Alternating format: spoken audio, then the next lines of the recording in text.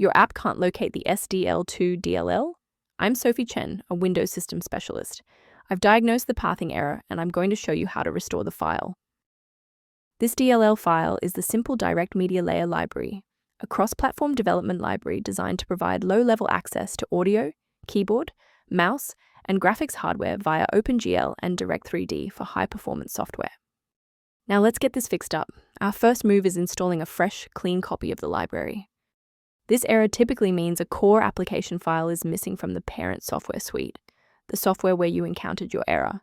Installation path. Reinstalling the latest official version of the application is the fastest way to restore the Sdl2.dll and get the program running again. If you're still seeing the missing file notification, we should attempt to force a synchronization between the software and the OS.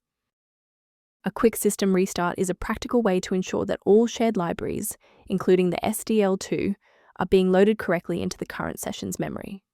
To keep this tutorial handy, make sure to bookmark it, or hit like button before you reboot. It saves you from having to look for the video again once you're back online. To avoid future system conflicts, there is one specific security trap we should discuss.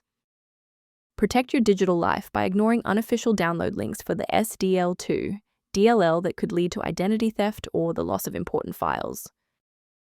For those looking for a professional-grade monitoring resource, I've provided a link to a diagnostic tool for you below. If library conflicts or resource allocation issues are present, the link below provides general information on managing the Sdl2 dependencies.